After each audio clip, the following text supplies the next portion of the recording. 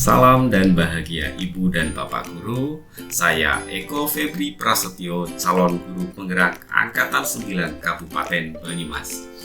Pada video ini saya akan memaparkan koneksi antar materi, kesimpulan dan refleksi modul 1.1.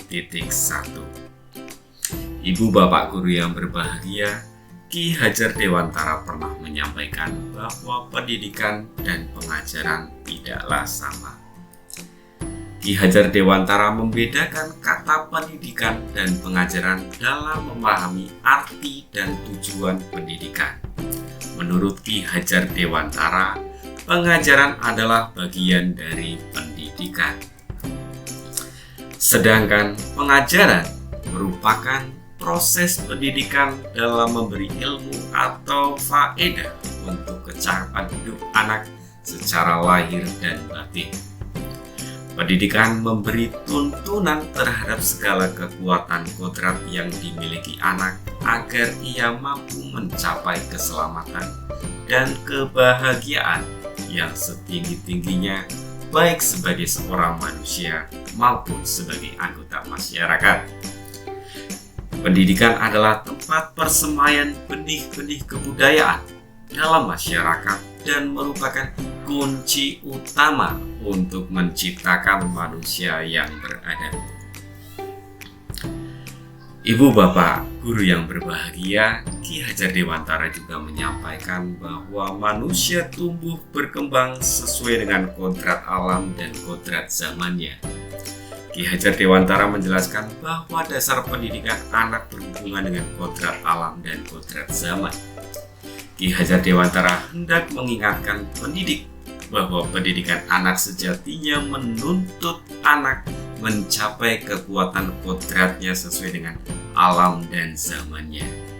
Bila melihat dari kodrat zaman, pendidikan saat ini menekankan pada kemampuan anak untuk memiliki keterampilan abad 21.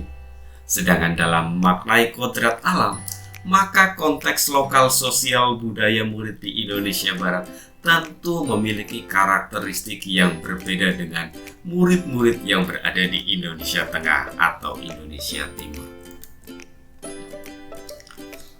Pada pemaparan ini, saya akan memaparkan 3 poin utama selama saya mempelajari modul 1.1 ini.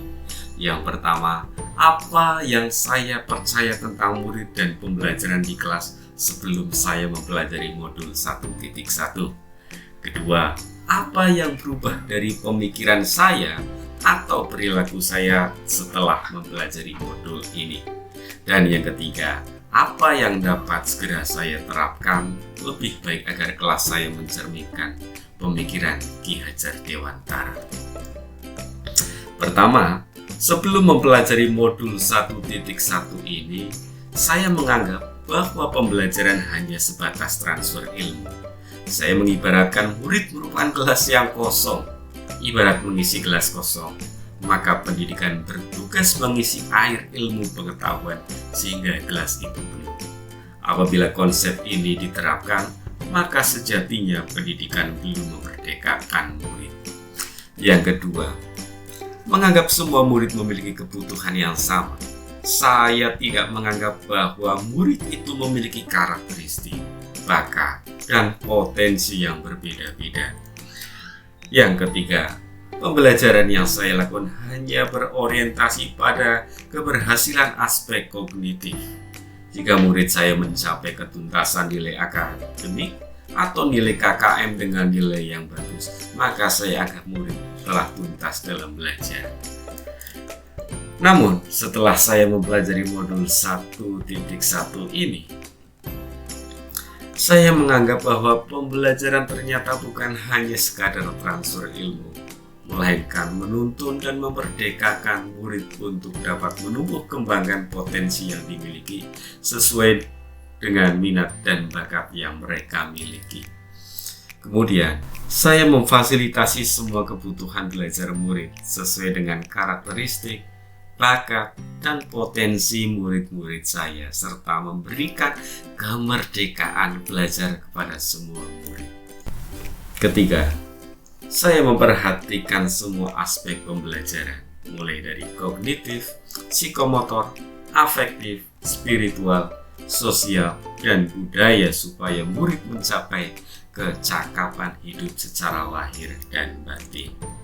Ada beberapa cara-cara yang akhirnya saya lakukan di dalam kegiatan pembelajaran yang saya lakukan supaya konsep-konsep atau filosofi pemikiran Ki Hajar Dewantara tentang pendidikan saya terapkan di kelas. Yang pertama, saya mengenali dan memahami karakteristik murid dan memberikan pengajaran yang sesuai dengan kebutuhan belajarnya. Kedua, menggunakan model atau metode pembelajaran yang bervariasi, inovatif, dan kreatif dengan memanfaatkan teknologi dalam pembelajaran.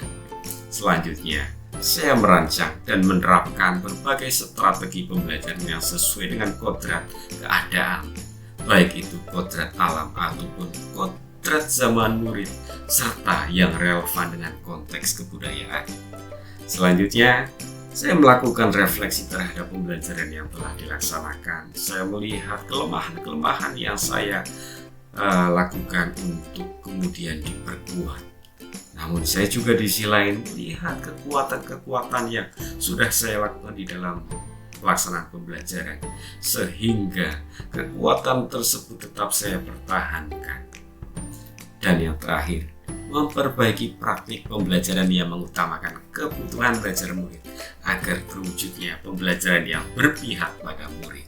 Ibu bapak guru yang berbahagia, demikian pemaparan koneksi antar materi dari saya, Eko Febri Prasetyo, calon guru penggerak Angkatan 9 Kabupaten Banyumas, mengucapkan terima kasih.